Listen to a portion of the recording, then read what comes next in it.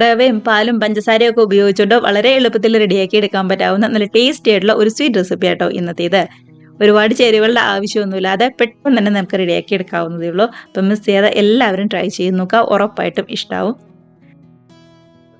അപ്പൊ നമ്മുടെ ഈ റെസിപ്പി തയ്യാറാക്കി എടുക്കാനായിട്ട് ആദ്യം തന്നെ ഒരു ബൗളിലേക്ക് 1/2 കപ്പ് റവ ആട്ടോ ചേർത്ത് കൊടുക്കുന്നത്. കണ്ടതാ 1/2 കപ്പ് റവ എടുത്തിട്ടുണ്ട്. ഇതിപ്പോ വറുത്ത റവയോ വറക്കാത്ത റവയോ ഏതാണെങ്കിലും കുഴപ്പമില്ല. ഞാനിവിടെ വറുത്ത റവയാട്ടോ എടുത്തിരിക്കുന്നത്. ഇനിയിപ്പോൾ നമ്മൾ എടുത്തിരിക്കുന്ന ഈ റവ നന്നായിട്ട് തന്നെ ഒന്നുകൂടെ കുതിർന്ന് വരണം. അതിനായിട്ട് 1 കപ്പ് പാലാണ് ചേർത്ത് കൊടുക്കുന്നത്. സാധാരണ നമ്മുടെ കവർ പാൽ തന്നെയാണ് എടുത്തിരിക്കുന്നത്.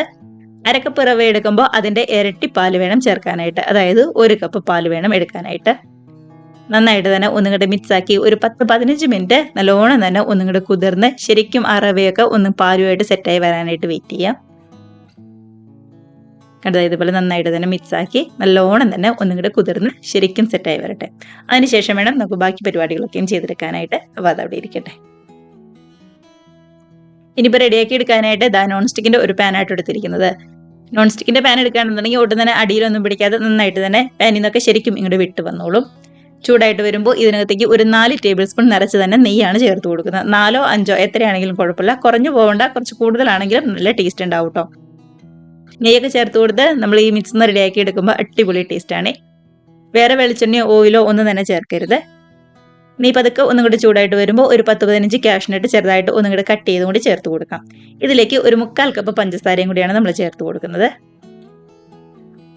ഇനിയിപ്പോൾ ഈ പഞ്ചസാരയും നെയ്യും ഒക്കെ ആയിട്ട് നന്നായിട്ട് തന്നെ ഒന്നുകൂടെ മെൽറ്റായി ശരിക്കും ഒന്നുകൂടെ കളറൊക്കെ ഒന്നുകൂടെ പതുക്കെ മാറി വരണം കേട്ടോ. 1 ടേബിൾ സ്പൂൺ വെള്ളവും കൂടി ഈ സമയം നമ്മൾ ഒഴിച്ചു കൊടുക്കുന്നുണ്ട്. ഒരുപാടൊന്നും വേണ്ട, 1 ടേബിൾ സ്പൂൺ വെള്ളം മാത്രം ചേർത്ത് കൊടുത്താൽ മതി. കണ്ടത് പഞ്ചസാരയൊക്കെ ആണെന്നുണ്ടെങ്കിലും അത്യാവശ്യം നന്നായിട്ട് തന്നെ ഒന്നുകൂടെ മെൽറ്റായി വരാനായിട്ട് തുടങ്ങിയിട്ടുണ്ട്. ഗ്യാസ് ഈ സമയമൊക്കെ ഏറ്റവും ലോ ഫ്ലെയിമിൽ വേണം കേട്ടോ വെക്കാനായിട്ട്. നന്നായിട്ട് തന്നെ ഒന്നുകൂടെ മിക്സ് ആക്കി എടുക്കുക. പതുക്കെ കളറൊക്കെ ഒന്ന് മാറി കുറച്ചൊന്ന് കാരമലൈസ് ആയിട്ട് വരുമ്പോൾ മാത്രം നമുക്ക് റവ ചേർത്ത് കൊടുത്താൽ മതി. പഞ്ചസാരയിലേക്ക് വെള്ളമൊക്കെ ചേർത്ത് നന്നായിട്ട് തന്നെ ഒന്നുകൂടെ തിളച്ച് ശരിക്കും ഒന്നുകൂടെ അലന്ന് വരാനായിട്ട് തുടങ്ങിയിട്ടുണ്ട്. അപ്പോൾ അതവിടെ നല്ലോണം തന്നെ ഒന്നുകൂടെ സെറ്റായി വരട്ടെ.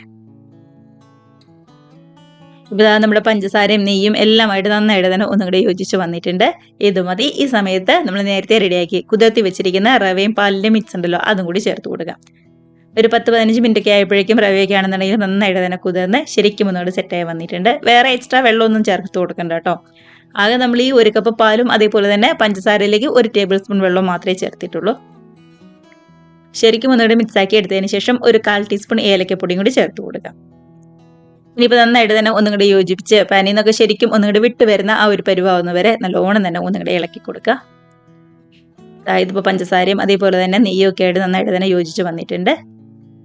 ഗ്യാസിന്റെ ഫ്ലെയിം ഈ സമയത്തൊന്നും ഫുൾ ഫ്ലെയിമിൽ വെക്കാൻ കേട്ടോ. മീഡിയം അല്ലാന്നുണ്ടെങ്കിൽ ലോ ഫ്ലെയിമിൽ മാത്രം വെച്ചാൽ മതി. കണ്ടത് പാനിൽ നിന്നൊക്കെ ആണെന്നുണ്ടെങ്കിലും അത്യാവശ്യം നന്നായിട്ട് തന്നെ വിട്ട് ശരിക്കും ഒന്നുകൂടെ കട്ടിയായി വരാനായിട്ട് തുടങ്ങിയിട്ടുണ്ട്. കണ്ടോ ഇതുപോലെ. അപ്പോൾ ഇത് മതി. ഇനി നമുക്ക് ഗ്യാസ് ഓഫ് ചെയ്ത് ഒരു ബൗളിലേക്ക് സെറ്റ് ചെയ്യാനായിട്ട് മാറ്റി കൊടുക്കാം കേട്ടോ. നമുക്ക് ഇഷ്ടമുള്ള ഏത് ഷേപ്പിൽ വേണമെന്നുണ്ടെങ്കിലും നമുക്ക് സെറ്റ് ചെയ്തെടുക്കാം. ഇത്രയേ ഉള്ളൂ നമ്മുടെ റെസിപ്പി എന്ന് പറയുന്നത്. ഈസി ആയിട്ട് റെഡിയാക്കി എടുക്കാൻ പറ്റാവുന്ന നല്ല അടിപൊളി ടേസ്റ്റിലുള്ള സ്വീറ്റ് റെസിപ്പി തന്നെയാണ്. റവയും പാലും പഞ്ചസാരയും നെയ്യും ഒക്കെ ഉപയോഗിച്ചുകൊണ്ട് വളരെ പെട്ടെന്ന് നമുക്ക് റെഡിയാക്കി എടുക്കാവുന്നതേ ഉള്ളൂ. എല്ലാവരും മിസ് ചെയ്യാതെ ട്രൈ ചെയ്ത് നോക്കുക. എളുപ്പത്തിൽ റെഡിയാക്കി എടുക്കാവുന്നതല്ലേ ഉള്ളൂ. കമൻസ് ഒക്കെ ആണെന്നുണ്ടെങ്കിലും മറക്കാതെ അറിയിക്കണേ. അതേപോലെ തന്നെ വീഡിയോ റെസിപ്പിക്ക് ഇഷ്ടമായിട്ടുണ്ടെങ്കിൽ ഒന്ന് ലൈക്ക് അടിച്ച് ഷെയറും കൂടി ചെയ്യാനും, ആദ്യമായിട്ട് നമ്മുടെ ചാനൽ ആരെങ്കിലും കാണുന്നവരുണ്ടെങ്കിൽ നമ്മുടെ ചാനലും കൂടി സബ്സ്ക്രൈബ് കൂടി ചെയ്യാനായിട്ട് മറക്കല്ലേ.